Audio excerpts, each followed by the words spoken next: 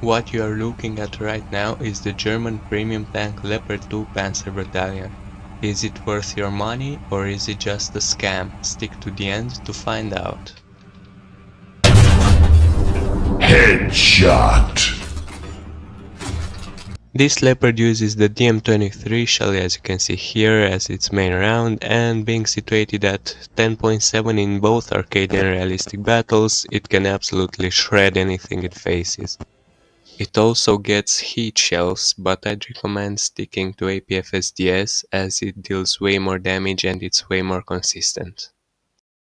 Higher BR tanks can be a challenge, sure, but most of them still have weak spots you can punch through. You can even compete with the strongest vehicles in the games like the Swedish STRV-122s or the Russian T-90Ms. Your reload rate starts at 7.8 seconds, with an expert crew you get 6.5 seconds reload, and with an aced crew you get 6 seconds reload. This is not worse nor better than other tanks at this same BR. Moving on to the economical advantages. If you didn't know, the higher in tier a premium tank is, the more bonuses it gives you. With this Leopard being a tier 7, you get a 470% Silver Lance boost and an 100% research points boost. Also, all premium tanks come with already research modifications, which saves you a lot of time and pain. Plus, you get a free expert crew. To top that up, the repair costs are halved. Economically speaking, this tank is a diamond. This Leopard also packs up Generation 2 thermal sights, as you can see. You get thermal vision and a laser rangefinder, but you should keep in mind that the commander sight does not get thermal sight, it only gets normal night vision. So you cannot use the thermal sight in the commander sight. Another very useful modification you get is the camouflage netting, which actually makes this tank look so beautiful. As you can see, without it,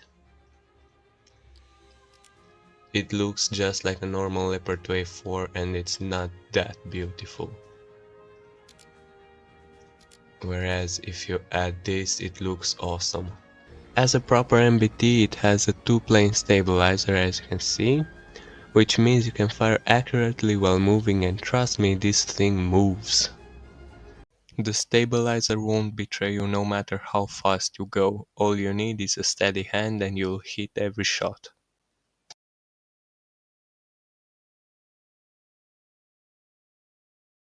This thing really moves. In arcade battles you reach 76 km per hour, whereas in realistic battles you reach 68 km per hour. This is faster than almost any MBT you'll face, meaning that you'll be the first one to get at capture points or in flanks. Unlike Russian engineers, Germans actually thought about retreating, so you get an insane reverse speed and you also get a pretty large smoke screen.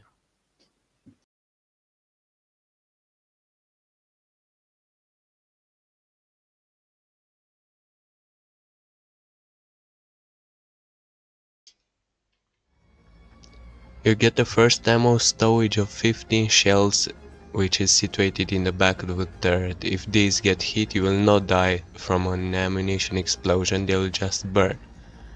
But you also have a bigger ammo stowage here, consisting in about 30 shells, which does blow up in case they get hit.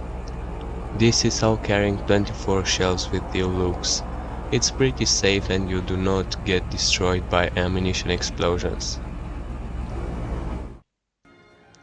Being an MBT, you also get commander override.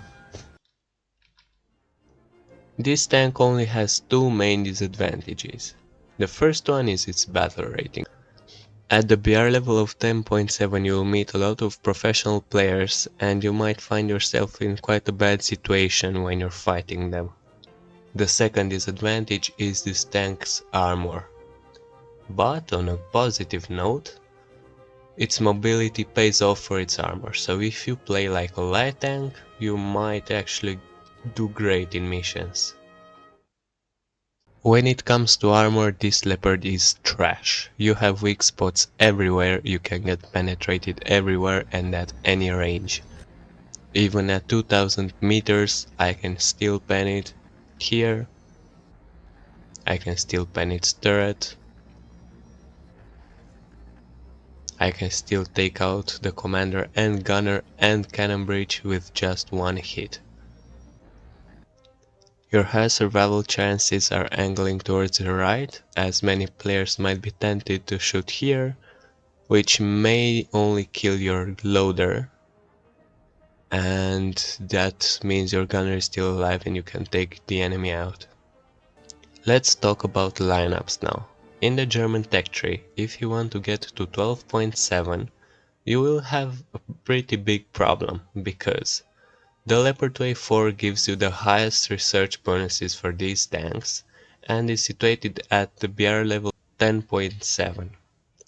Now if you look around, you will see that you only have one SPAA at 10.7, the rest of the tanks are either at 11.7 or 10.3.